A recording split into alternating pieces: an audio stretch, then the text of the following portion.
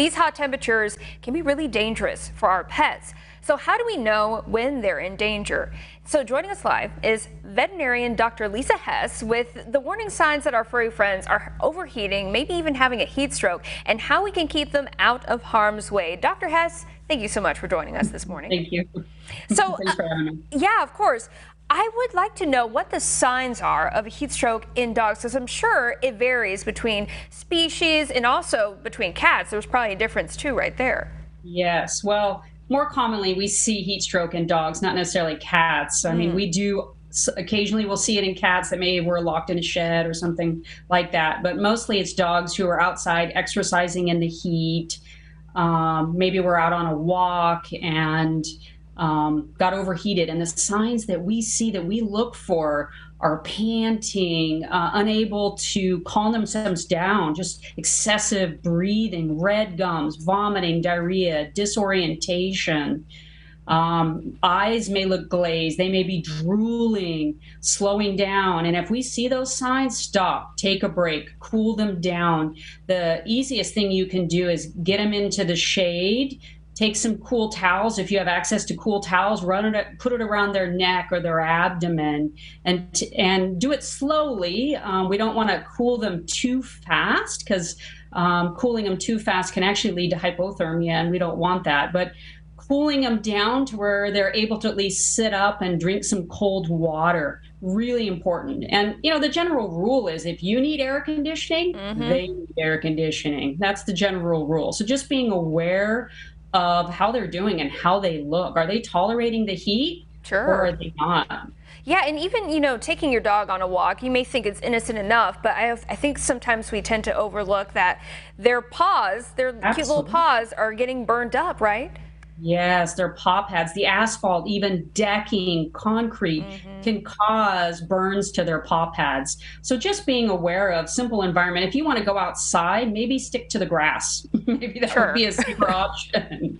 But yeah, here are the signs of heat stroke. The heavy panting, red gums, problems breathing, weakness, disorientation.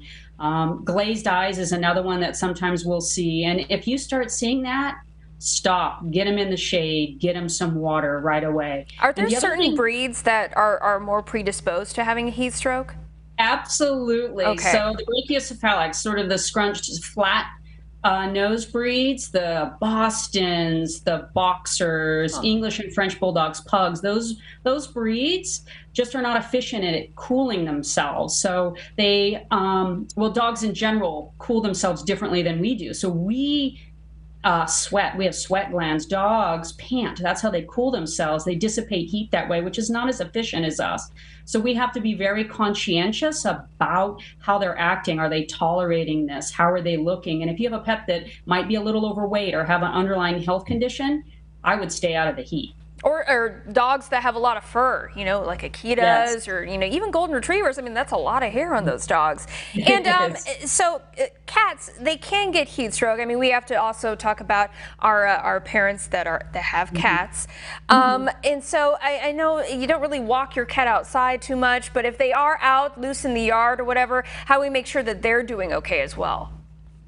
Really just provide plenty of fresh water for them and shade. If they have shade and good airflow, generally, cats are pretty safe with the heat, better than dogs. Dogs just, they're out running around having fun. A lot of energy. playing catch, swimming. Yes. That's right. Okay. So is it safe to assume that most dogs, when they swim, they're out of the heat, they're good to go? Or, do we really need to pay attention to what they're doing? Even if we bring them inside, we still have to watch them, right?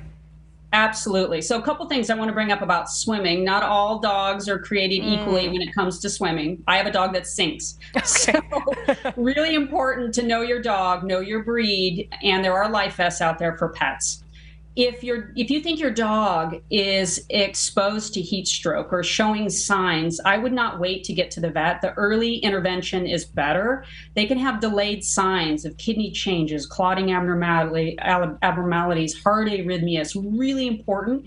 Right. Even though your dog may be looking better, still get to the vet. Absolutely. Dr. Hess, thank you so much for joining us and telling us what we need to know on this extrememely hot day. We got to make sure our pets are nice and safe as well. Thank you so much. Thank you. We'll Thanks talk for to you having next me. time. All right. Take care. Bye-bye. 9:28 is your time.